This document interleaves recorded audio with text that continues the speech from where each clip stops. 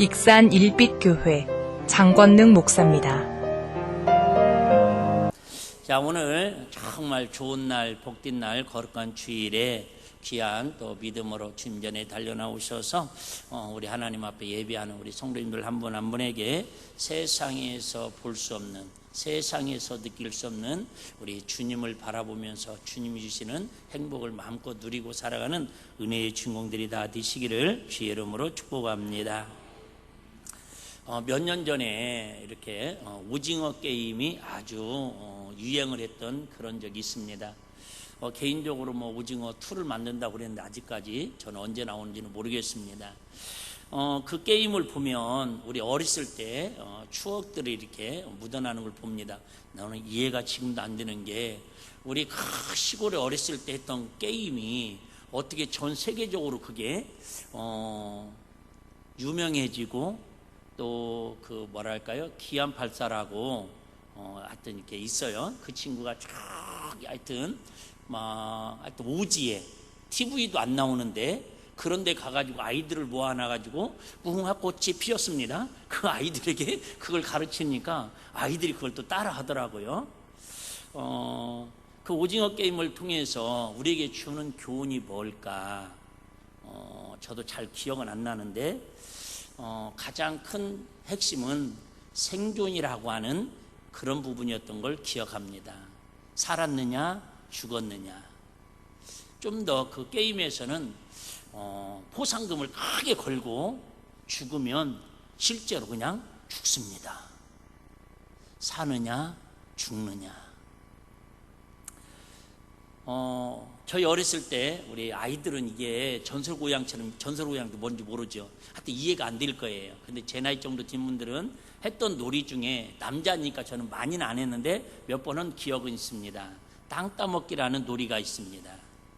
지금은 땅이 없어가지고 놀기가 쉽지 않지만 다 아스팔트라서 우리 때는 신장로 옆에 마을이관이 있고 마을이관 앞에 마당이 있어가지고 거기에 놀기가 좋았습니다. 일단 땅이 평평해야 합니다. 땅이 평평하면 원을 크게 그려놓고 2명이든 3명이든 친구들끼리 이만한 500원짜리 동전 같은 돌을 주워가지고 땅 따먹기라는 걸 합니다. 어떻게 이거 핵심은 그게 아니니까 어쨌든 내 손뺨으로, 제일 중요한 건 남이 그려주면 안 됩니다. 내 손뺨으로 쫙 반원을 그립니다. 그러면 이만한 500원짜리 동전 같은 걸 가지고 몇 번에 들어가 와야지 다시 나갔다가, 나만 해봤어요? 1번, 2번, 권사님 안 해보셨어? 몇 번에 들어와야 돼요? 몰라요. 3번에 들어와야 돼요. 1번 나갔다가 2번에는 못 들어오죠. 직선이니까. 1번 나갔다가 저리 갔다가 보통은 3번에 들어옵니다. 지역마다 룰은 정하기 나름이겠지만, 그러면 갔다가 잘 들어야 돼요. 중요한 거예요. 자, 욕심에 빨리 갔어요. 그렇다가 원 바깥으로 나가면 땡, 죽습니다. 적당하게 나갔다가 또 이제 멀리 가는 거, 적당히 가는 거 중요하지 뭐예요? 영토를 넓히는 게 중요합니다. 첫 번째는 살아야 하고, 두 번째는 땅을 넓혀야 합니다. 그래서 휘잉으로 멀리 갑니다. 그러다가 다시 뭐예요? 자기 집으로 들어와야지. 자기 집으로 들어오지 못하면 또 이것도 뭐예요? 죽습니다. 오늘 왜 이렇게 초장부터 죽는 얘기를 강조를 하냐고요? 그리고 나서 이제 하여튼 그러면 이제 하다가 나중에 보면은 땅을 많이 차지합니다. 그럼 막 좋아가지고 막 서로 친구하고 싸우기도 합니다. 너 죽었어, 너 살았어, 이게 아웃이야, 세이브야, 막 그래가면서 이제 땅을 많이 차지합니다. 그럼 막 흐뭇해가지고 그걸 뭐라고 그래요? 힘을 얻었다고 그럽니다. 여러분, 세상에 지금 이스라엘 전쟁이든 러시아 전쟁이든 무역이든 눈에 보이지 않는 다 뭐예요? 결국은 땅 따먹기 싸움인데, 그걸 다른 말은 뭐예요? 힘겨루기 하고 있는 거예요. 힘겨루기. 세상은 여러분 힘에 의해서 좌지우지가 됩니다. 그런데 문제는 이제 그때예요. 그래서 이제 막 내가 땅을 막 거의 하여튼 미국 영토보다 더 크게 막 차지해가지고 와 부자 됐다고 그럴 때에 결정적으로 이제 해가 뉘어 넘어가면은 어디선가 저기 우리 집이 약간 신장로는 밑에 있었고 집은 산 중턱집에 있었거든요. 어머님이 목청을 크게 해가지고 부릅니다. 막내야! 뭐로 와라? 그럼 한 번에 부르면 네 하고 뛰어가겠어요? 안 뛰어가겠어요? 아쉬워가지고 한 번 더 땅을 넓히려고, 한 뼘도 안 되는 그 땅 넓히려고 그러다가 두 번, 세 번 이제 부르면 막 입에서 이제 막 거북선이 나오시죠, 어머님이. 그럼 어쩔 수 없이 이제 집으로 돌아갑니다. 50년이 지난 지금도 그때 땅 따먹기 하다가 금을 거놓고 아쉬웠게 집으로 돌아갔던 그 기억들이 지금도 머리에 선명하게 남아 있습니다. 오늘 설교 항상 말씀드린 저는 서론만 이해하시면 제가 오늘 어떤 설교를 하려는지 의미를 어느 정도 다 파악할 수 있습니다. 여러분, 우리 지금 60년, 70년, 이제는 100년까지 사는 인생을 살아가지만 결국 우리 인생 뭐 하는 거와 비슷한 것 같아요? 땅 따먹기 하는 거예요. 어떤 사람은 정치하면서, 어떤 사람은 사업하면서, 어떤 사람은 뭐 권력을 갖기 위해서 나름대로 그죠? 하루 들어갔다가 또 여기저기 갔다가 다시 집에 들어왔다가 또 나갔다가 들어갔다가 마지막에 우리 주님이 사랑하는 내 아들아, 사랑하는 내 딸아, 이제 어디로? 영원한 집으로 밥 먹으러 부르시면은 이 땅에 있는 모든 땅 떠먹게 하려고 수고하고 노력했던 거 그대로 놓고 뭐예요? 주님 앞에 가야 하는 게 성경이 우리 가르쳐 주시는 진리인 줄로 믿습니다. 여러분, 그런다고 해서 그 땅 따먹게 하는데 뭘 바라봐야 돼요? 내가 어떤 땅을 어떻게 넓혀야 할까? 그걸 바라보잖아요. 근데 결국은 우리가 바라봐야 할 곳은 어디를 바라봐야 돼요?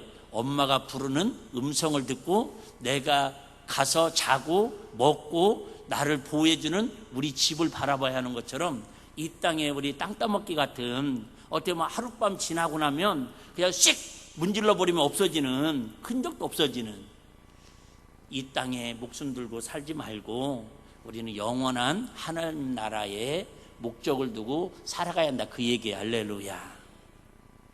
자, 오늘 말씀 계속해서 말씀을 드리고 있습니다. 지난주에 예수님께서 제자들과 설교를 오래 하시고 이제 안식일날, 하필이면 안식일날 길을 가다가 제자들이 너무너무 배가 고프니까 밀발 사이를 지나가다가 밀을 이렇게 비벼가지고 먹었습니다. 그때 같이 갔던 바리새인 서기관들이 예수님한테 시비를 겁니다. 여보시오, 당신의 제자들이 말이야, 안식일날 우리가 지금 몇천 년 동안 지켜왔던 이 신성한 안식일을 범했다고. 뭐 했다고요? 이삭을 비벼서 타작 노동을 했다고. 이러면 됩니까 하면서 먼 시선으로, 정죄의 시선으로 제자들을 책망하고 예수님을 시비합니다. 그때 예수님께서 안식일보다 더 큰 이가 예수님이시고 안식일은 누구를 위해서 있는 것이니라?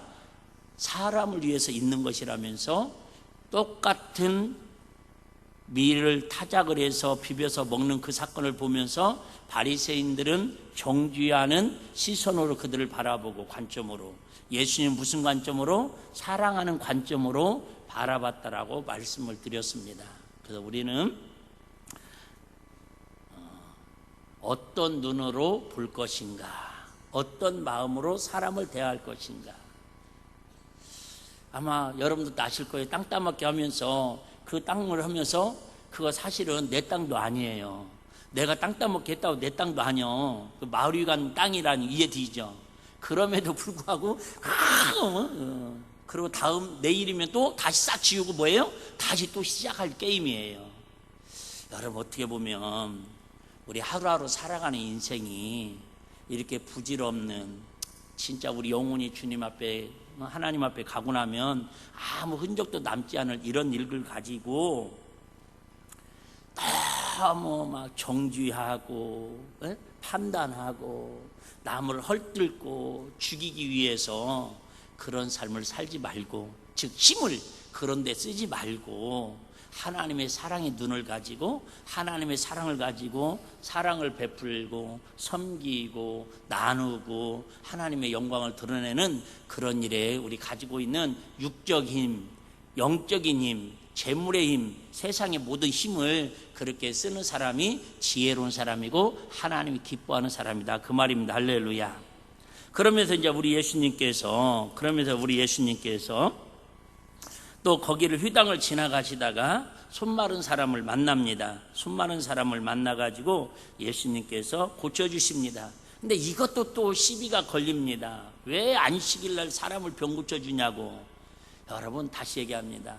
마음이 꼬인 사람은 뭘 들어도 뭘 보아도 마음이 꼬인 사람은 좋게 안 보입니다. 제가 그런 얘기 많이 합니다.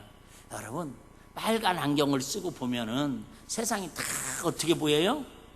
빨갛게 보여요. 뭘 어렵게 생각해요.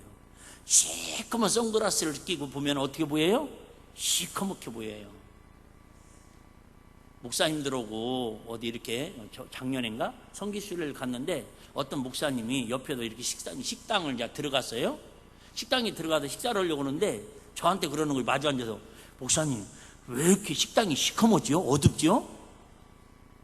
네, 자기가 선글라스 낀지도 모르고 지금 하는 얘기예요. 남 얘기 같지 않잖아요. 우리 얘기 같지 않아요? 여러분, 아무리 대낮 같은 이렇게 불을 켜놨어도 내가 시커먼 선글라스 끼고 있으면 사물이 다 뭐예요? 어둡게 보이는 거예요. 여러분, 예수님의 관점, 예수님의 사랑의 눈으로 바라보면 베드로를 향해서도 우리 같은 뭐라고 확 그러고 싶은데도 예수님 뭐예요? 70번씩 7번이라도 용서하는 그 안경을 쓰고 보니까 용서가 되고 사랑이 되는 거예요. 할렐루야. 여러분, 교회에서도 마찬가지예요. 우리 예수님 마음까지는 아니더라도 할머니, 할아버지가 손자, 손녀를 바라보는 그 시선으로만 서로 바라봐도, 그런 마음으로만 대해도 여러분, 교회에서 상처받을 사람 없습니다. 이해되시면 아멘. 근데 우리는 자꾸 내가 원할 때는 그걸로 바라보고는 내가 좀 마음이 불편하면은 그죠? 검사의 시선으로 바라보는 거예요. 저런 사람은 사형을 시켜야 한다고, 저런 사람은 감옥에 가둬야 한다고. 자, 오늘은 그래서 지난주에는 어떤 관점, 어떤 눈으로 사건을, 사람을 바라볼 것인가를 말씀을 드렸다면, 이제 오늘은 예수님의 사랑을 가지고, 예수님의 관점을 가지고, 이제는 더 중요합니다. 무엇을 바라보고 사느냐예요. 무엇을 바라보고 사느냐. 여러분, 좀 제목이 어려운데 쉽게 말씀을 드리는 거예요. 바라보는 것이 믿음이다. 시작. 여러분, 바라보는 게 나의 믿음이 되는 거예요. 바라보는. 좀 이따 이제 성경 읽을 거예요. 여러분, 내가 지금 뭘 바라보느냐에 따라서 그 사람이 그게 믿음이 되고, 그 믿음이 실력을 갖추면 뭐가 되는 거예요? 힘이 되는 거예요.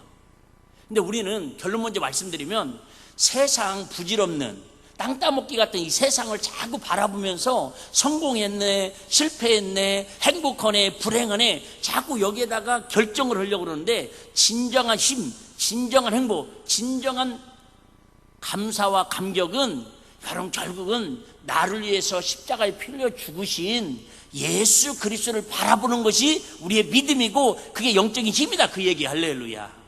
이제 좀 더 말씀드리자면, 다음에 한번 말씀드리겠지만, 우리는 그래서 세 가지를 바라봐야 합니다. 몇 가지? 세 가지를 바라봅니다. 첫 번째, 나를 위해서 십자가에 달리신 그 예수님, 믿음의 주 온전케 하시는 예수를 바라봐라. 십자가에 달린 예수님 바라보면 첫째 뭐예요? 내 죄 때문에 예수님이 십자가에 달려 죽으셨다라고 하는 그 사실을 달만 내 자신을 바라볼 때마다 예수님 앞에 뭐 할 수밖에 없어요? 겸손할 수밖에 없고, 예수님 앞에 감사할 수밖에 없다, 그 말이에요. 할렐루야. 두 번째, 근데 솔직히 말씀드리면, 오른편 강도는 십자가에 달린 예수님 바라보고 극적으로 가장 말 한마디 하고 천국을 소유했지만은, 왼편 강도도 여러분 십자가 바라봤어요, 안 바라봤어요? 바라봤습니다. 여러분, 로마 병사들도 그 당시에 예수님 십자가에 달리는 모습 바라봤어요, 안 바라봤어요? 바라봤다니까요. 그런다고 그들이 다 구원받았습니까? 아니라는 거예요. 그래서 두 번째는 여러분, 좀 더 디테일하게 말씀드리면, 무엇을 바라보냐면, 이제는 부활하신 주님을 바라보는 눈이 열려야 합니다. 할렐루야. 또 말씀드릴게요. 부활하신 주님 만났다고 해서 그들이 다 변화되고 그들이 다 믿음이 확고해졌습니까? 그것도 아니라는 거예요.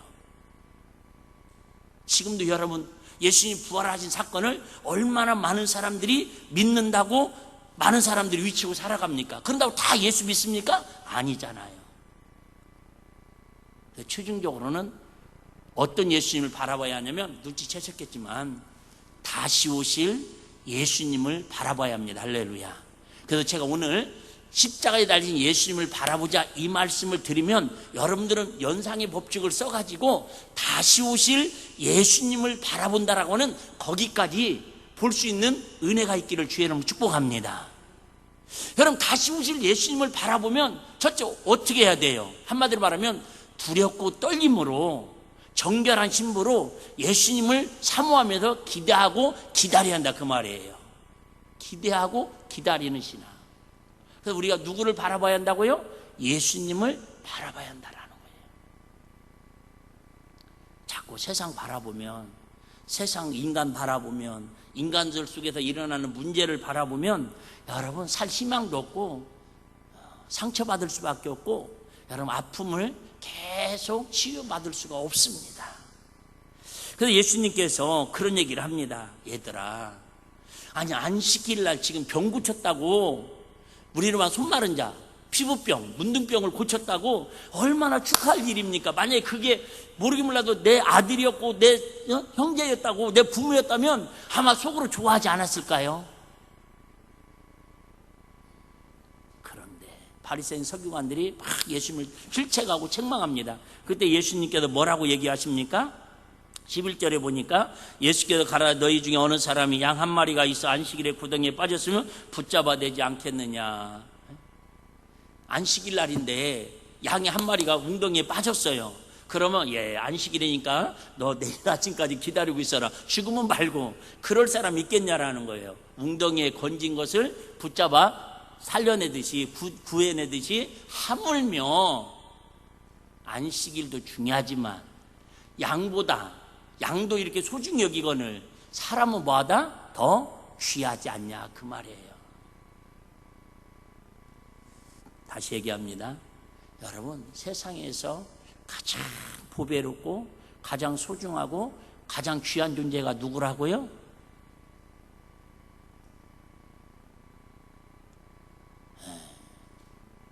자신 있게 얘기할 수 있어야 돼요. 그래야 마귀가 여러분들 마음을 흔들지 못해요.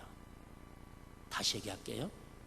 다른 때는 여러분 졸더라도, 다른 때는 여러분 아멘 안 틀어도 이런 때는 아멘을 확실히 해야 돼요. 마귀에게 선포하는 거예요.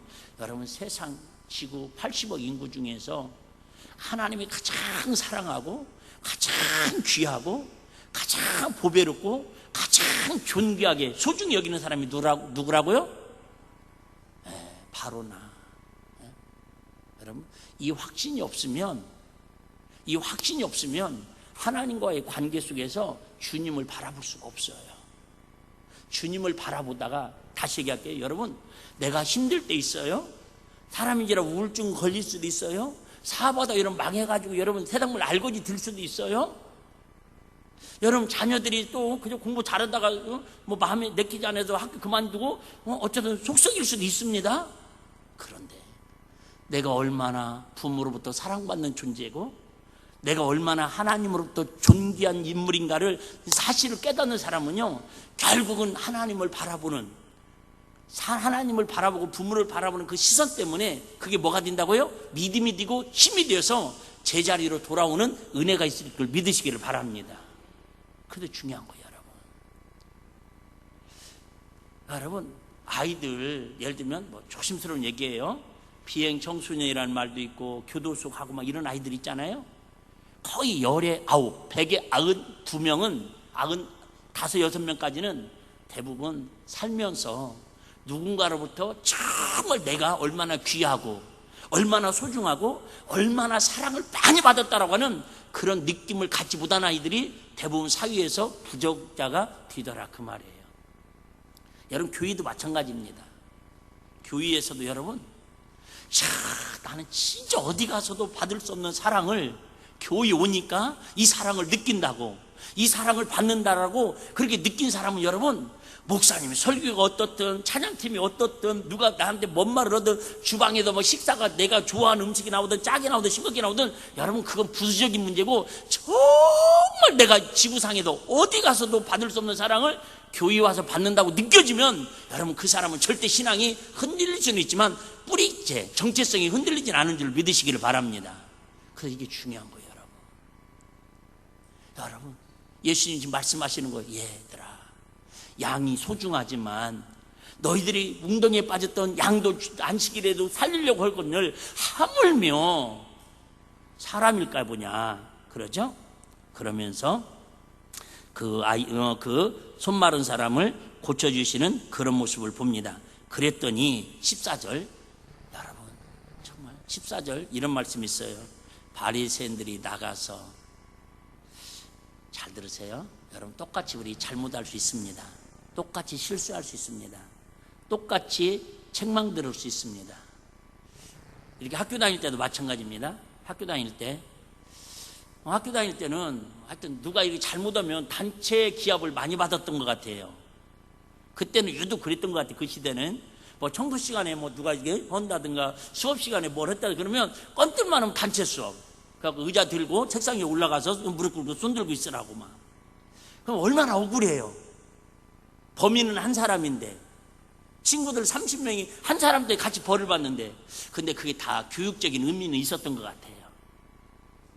연대 책임.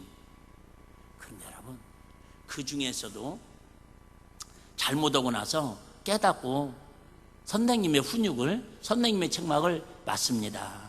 내가 이렇게 잘못했습니다. 친구 물건을 손댔습니다. 수업 시간에 떠들었습니다. 그 깨닫고 그 다음부터 다짐을 하고 집에 가서 반성문을 쓰고 다음부터 안 하려고 결심하는 사람이 있어요.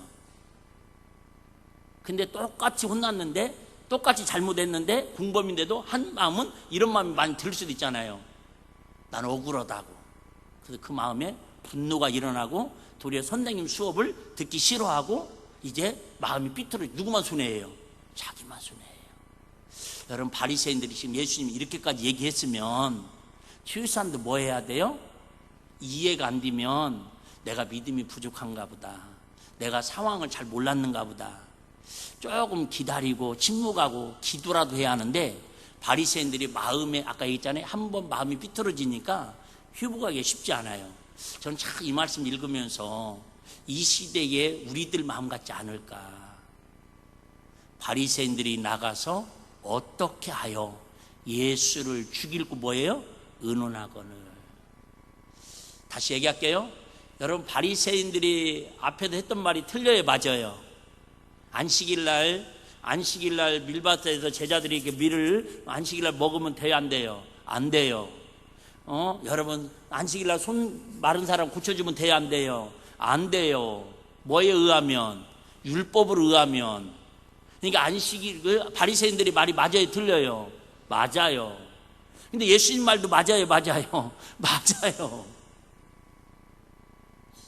기준이 어디냐 그 말입니다. 그렇기 때문에 그 기준이 애매모호하니까 뭐가 되는 거예요? 다툼이 되고 분쟁이 되고 나중에 싸움이 되는 거예요. 자, 우리가 볼 때는 자, 이스라엘이 잘못한 것 같아요? 팔레스타인이 잘못한 것 같아요? 얘기 안 해도 괜찮아요. 여러분 이란이 잘못한 것 같아요? 이스라엘이 더 잘못한 것 같아요? 우리가 볼 때는 나름대로 그도 평가는 할 수 있잖아요. 근데 그들한테 물어보세요. 다 누가 잘못했다고 그래요? 상대방이 잘못했다고 그러지. 그러니까 분쟁이 일어나고, 그러니까 뭐예요? 전쟁도 불사하는 거예요. 다시 띄워주세요. 제 얼굴이 뭐 이쁘지도 않은데. 자, 바리새인들이 나가서 어떻게 하여 예수를 죽이고 의논하거늘. 여러분 제일 안 좋은 게 이거예요. 우리 예수님 뭐를 지금 오셨는데 살리시고 고쳐주시고 회복시켜주시고 구원해주시고 위로해주시고 살려주시려고. 근데 율법의 정통이라고 하는 바리새인들은요, 예수님이 옳은 말을 하는데도 불구하고 자기들 마음에 안 든다고 뭐예요? 죽이려고 그래요. 우리나라 정치판 같아요. 미안해요. 안 할게요. 내가 정치 얘기, 정자도 내가 얘기를 안 하고 싶은데 지금 어쨌든 여러분 잘 되는, 우리 이순희 장군 봐도 그러잖아요. 가서 대신 나가서 목숨으로 싸움을 잘했으면 박수 쳐주고 막 힘을 실어줘야 하는데 역물을 끈다고 막 죽여야 한다고. 여러분, 이런 일들이 전부 누구의 속셈이에요? 마귀의 속셈이라는 거예요. 다시 얘기합니다. 살리려는 뜻은 주님의 뜻이고, 죽이려고 모의하고 죽이려고 작당하는 건 전부 누구 뜻이라고요? 마귀의 뜻이에요. 예수님을 어떻게 하면 죽이려고 할 때에 예수님께서 이런 말씀을 하십니다. 이사야 42장 말씀을 통해서 좀 우리가 이해하기 어려운 말씀을 하십니다. 18절부터 제가 한번 읽겠습니다. 18절부터. 자, 보라, 나의 택한 종 곧 내 마음에 기뻐하는 바 나의 사랑하는 자로다. 내가 내 성령을 줄 터이니 그가 심판을 이방에 알게 하리라. 자, 우리 예수님께서 결국은 성령으로 오셔가지고, 성령 충만함으로 오셔가지고, 예수님 오신 목적은 첫째는 말씀드렸죠. 십자가에 달려 피 흘려 죽으시고 우리를 구원하시러. 그런데 그 이사야서를 통해서 지금 예수님 오시기 600년 전에 하시는 이야기예요. 뭐를 하시러 오셨대요? 심판하러 오신대요. 심판하러. 자, 그러면서 심판하러 오시는데 19절에 보니까 그 예수님이 이 땅에 구원하러 오시고 심판하러 오시는데 다투지도 아니하시고, 지금 바리새인들로 지금 싸움이 붙을 만한 사건이 생겨요, 안 생겨요? 생기잖아요. 그런데 예수님은 그들에게 하나님의 뜻만을 전하시고 피하시고 그러시더라고. 논쟁을 하지 않으셔요. 물론 논쟁한 적도 있는데 막 싸우려고 논쟁하지 않습니다. 어떤 목사님 오늘 새벽에 제가 이렇게 말씀을 묵상하는데, 유튜브 듣는데 그런 말씀 하시더라고. 절대 우리 예수 믿는 사람들은 안 믿는 사람들하고 절대 종교적으로, 그 다음에 정치적으로 이 두 가지 갖고는 하여튼 다투지 말으래요. 특별히 또 예수 믿는다고 하면서도 교회 안에서는 특별히 정치 얘기는 할 수만 있으면 하지 않는 게 좋대요. 성향이 다 다른데. 저도 하나 배웠어요. 어쨌든 우리 성도들끼리도 하여튼 구역에 가든 식사를 하든 앞으로도 하여튼 가능하면 정치 얘기는 하지 않는 걸로 합시다. 아멘. 기도만 하세요. 기도만. 자, 막 설득을 시키지 마세요. 이게 옳다 저게 옳다. 어쨌든 자, 우리 예수님 이 정도 되면 뭐예요? 다투지도 아니하고 들레지도 아니하고, 이 말은 뭐냐면 요란스럽게 오지 않으셨다라는 거예요. 우리 예수님은 구원주로 오시든 지금 심판주로 오시든 조용히 오셨다라는 거예요. 아무도 길에서 그 소리를 듣지 못하리라. 그런데 다시 얘기할게요. 마지막 우리 예수님 오실 때는 어떻게 오신다고요? 천군천사들과 호령의 나팔소리와 함께 빵빵빵빵빵 구름 타고 오시는 걸 누구나 다 볼 수 있게 오신대. 할렐루야. 부활해. 주님도 사람들이 알지 못하도록, 들리지도 않도록 조용히 부활하셨고, 이 땅에 육신을 오실 때도 마리아의 몸을 통해서 조용히 오셨고. 자, 20절.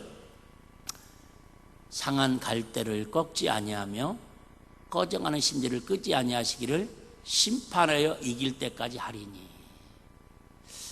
그래요. 어떻게 이 말씀을 해석하기 따라서 좀 다른데 어쨌든 이 말씀 참 은혜 같습니다. 우리 주님의 마음은 뭐예요? 상한 갈대를 뭐 한다고요? 꺾지 않는데요. 근데 마귀는 여러분 멀쩡한 갈대도 꺾어버리려는 게 마귀의 뜻이에요. 꺼져가는 심지를 뭐예요? 끄지 아니하신대요. 여러분, 어떻게 보면 제가 오늘 이 말씀이 주제는 아닌데 혹시 저와 여러분 마음이 상한 갈대처럼, 상한 갈대 아시죠? 꺾였다 그 말이에요.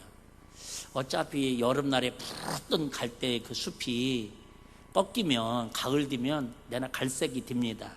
꺾여도 죽어서 갈색이 되든 꺾여서 그러죠? 살아있어도 갈색으로 바뀝니다. 겉으로 볼 때는 뭐 한다고요? 표가 안 나요. 누가 시험 들었는지, 누가 지금 은혜를 안 받았는지, 누가 마귀의 자녀로 사는지, 누가 하나님의 자녀인지, 여러분 갈대처럼 가을에 가보면 이게 죽어서 갈색인지 가을이 돼서 갈색인지 표가 안 난다니까. 그런데 뭐는 알아요? 내 마음의 영은, 지난주 말씀드렸죠? 내가 성령으로 인도받고 있는지, 마귀에 이끌려 다니는지 진짜인지 가짜인지 나는 내 스스로는 진단할 수 있잖아요. 꺾여서 피가 안 통해서 물이 안 통해서 갈대같이 힘을 잃어가는지 꺼져가는 심지. 여러분, 많은 분들이 지금도 힘들어서 진짜 오늘만 살아야 하는가. 아니 뭘 나이 드신 분들, 우리 어르신들 맨날 나무 보면 목사님 나 좀 빨리 죽게 기도해 주세요 이런 거 말고 꺼져가는 심지. 어떻게 보면 우리 마음속에 자꾸 심지가 꺼져가고 있어요. 그런데 우리 주님은 꺼져가는 심지를 끄지 아니하기를 심판하여 이길 때까지 하리니 21절 읽고 정리할게요. 또한 이방인들이 그 이름을 바라리라. 자, 한번 이 말씀 때문에 제목을 이렇게 친 거예요. 한번 따라 합시다. 그 이름을 바라리라. 그래 여러분, 누가 뭐라고 해도 예수님이 그렇게 바리새인들이 죽이려고 모함하고 핍박하고 그러면 그럴수록 예수님은 싸우려고 하지 아니하고요, 막 내가 왕이다, 내가 능력자다 그렇게 들리지도 않고 소문도 내지 아니하고 뭐예요? 그럴수록 더 많은 사람들에게 지금도 꺾여져 힘들어하고 꺼져가는 등불로 시들어지는 아픔을 갖고 있는 사람들이 누구를 바라보므로? 예수님을 바라보므로, 예수님의 이름을 바라보므로 하나님의 뜻을 뭐요? 이루려 함이니라. 우리 사도행전 사도 바울의 신앙고백 28장 16절 20절 읽고 정리하겠습니다. 좀 길지만 제가 한번 읽어드릴게요. 잘 한번 들어보셔봐요. 사도행전 28장 16절입니다. 우리가 노마에 들어가니 바울은 자기를 지키는 한 군사와 함께 따로 있게 허락하더라. 사흘 후에 바울이 유대인 중 높은 사람들을 청하여 모인 후에 이르되, 여러분 형제들아, 내가 이스라엘 백성이나 우리 조상의 규모를 배척한 일이 없는데 예루살렘에서 노마인의 손에 죄수로 내어준 바 되었으니 노마인은 나를 신문하여 죽일 규목이 없으므로 놓으려 하였으나 유대인들이 반대하기로 내가 마지못하여 가이사에게 호소하며 내 민족을 송사하려는 것이 아니로다. 이러함으로 너희를 보고 함께 이야기하려고 청하였노니 이스라엘의 소망을 인하여 내가 이 사사들의 뭐가 되었느니라? 메인바가 되었느니라. 자, 여기 잠깐 볼게요. 지금 사도 바울이 예루살렘에서 복음을 전하고 다메섹으로 핍박을 하려다가 어쨌든 그 예수님 만났잖아요. 그래서 결국 어디까지 끌려갔다고요? 로마의 시민권을 가졌기 때문에 자기가 자청을 한 거예요. 내가 로마의 시민권을 가졌으니까 로마법에 의해서 황제한테 내가 재판을 받겠다.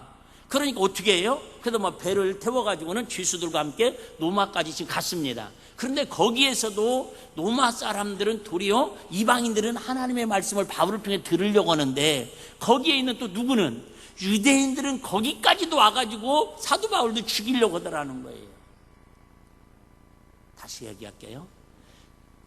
여러분, 고린도 교회에도 서신서에 나오는 대부분의 모든 교회들에도 에베소 교회든 골로새 교회든 전부 그 사도 바울을 중심으로 세웠던 그 초대교회에도 여러분 복음을 전하는 것보다 더 위험하고 힘든 일이 뭔 줄 아시죠? 교회 안에 이단들이 들어와 있었다라는 거예요. 바깥에 원수보다 더 적보다 내 안에 있는 내부의 적이 더 무섭다라는 거예요. 그러니까는 바울이 뭐라고 얘기합니까? 자, 20절 다시 한번 마지막 부분만 제가 읽을게요. 마지막 부분, 자, 너희를 보고 함께 뭐 하려고? 이야기하려고. 뭘 이야기하려고 지금? 예수님을 내가 만났던 이야기. 내가 지금까지 로마까지 오면서 얼마나 많은 핍박을 당하고 죽을 고비를 많이 넘겼습니까? 그러면 뭐를 이야기해야 돼요? 나는 이렇게 억울한 사람이라고 이야기하는데, 여러분 다시 얘기합니다. 예수 안에서는 억울함을 이야기하는 게 아니라 하나님 앞에 받은 은혜를 나누는 거예요. 할렐루야. 좀 어렵죠? 다시 한번 얘기할게요. 자, 억울함을 이야기하지 말고 받은 은혜를 나누자. 시작. 억울함을 이야기하지 말고 받은 은혜를 나누자. 여러분, 이게 참 중요한 단어입니다. 우리는 자꾸 누구를 만나도 뭐 하려고 그래요? 억울한 걸 하소연하려고 그래요. 손해본 것을 막 토로하려고 그래요. 어차피 우리 예수님 앞에서는요, 다 다 주인이라니까. 어차피 다 억울한 사람들을 예수님 다 용서해 준 거라니까. 할렐루야. 우리 교회는 억울한 사람들이 모인 곳이 아니라 주님의 은혜를 받은 사람이 그 은혜에 감사해서 가족하고 이웃들하고 가는 곳마다 이 예수님의 사랑 이야기를 나누는 사람들이 은혜의 사람이다, 그 말이. 할렐루야.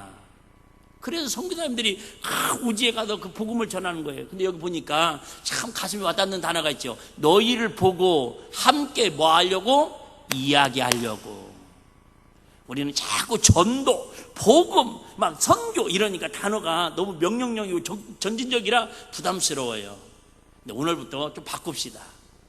여러분, 예수님에 대해서 이야기하는 저와 여러분 되시기를 바랍니다. 예수님에 대해서 이야기는 할 수 있잖아요. 전도는 힘들어도 그냥 함께 이야기하는 거예요. 그걸 갖다 우리 이제 뭐라고도 하죠? 간증이라고도 하는 거예요. 너무 막 일방적으로 하면 안 되고. 어쨌든 저는 참 이 말씀이 참 은혜스럽습니다. 한번 따라해 볼까요? 함께 이야기하려고. 함께 이야기하려고.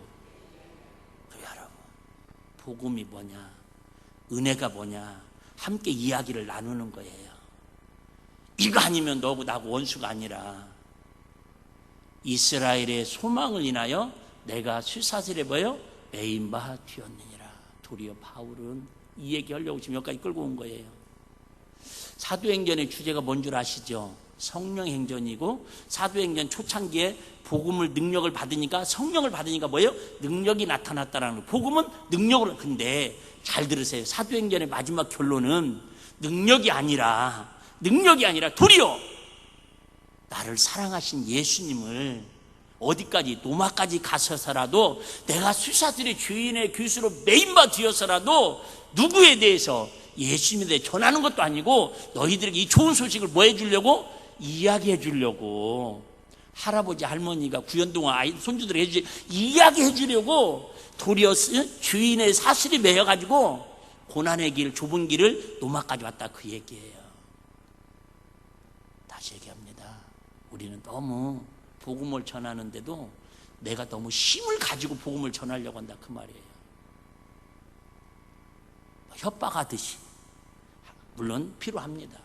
그런데 우리 오늘부터 나를 위해서 지금도 두 팔 벌리시고 기도해 주시고 사랑의 품으로 안아주시고 품어주시는 다시 오실 그 주님을 바라보면서 예수 믿다가 고난 올 수 있다는 거예요. 여러분, 아무리 우리 예수 열심히 믿다가 시고랑 찬정은 없잖아요. 여러분, 예수 믿다가 이런 감옥 갔다 오면 우리 일비교회 성도들은 없잖아요. 혹시 예수님으로 인해서 주님 바라보고 걸어가다가 고난이 오고 갈대처럼 꺾임이 오고 심지처럼 꺼져가는 그런 상처가 있을지라도 사도 바울은 그 아픔을 가지고 노마까지 가서 예수님에 대해서 이야기해 주려고 그 묵묵한 좁은 길을 걸어가신 것처럼 우리 시온의 대류도 좋지만 우리 다시 오실 주님 바라보면서 때론 고난이 와도, 때는 어려움, 환난이 와도, 핍박이 와도 다시 오실 주님 바라보면서 이 땅은 어차피 땅 따먹게 하는 내일이 지나면 없어질 세상과 같은 곳이니까 우리 다시 오실 하나님 나라 주님 바라보면서 멋지게 승리하며 살아가는 은혜의 주인공들이 다 되시기를 주의 이름으로 축복합니다.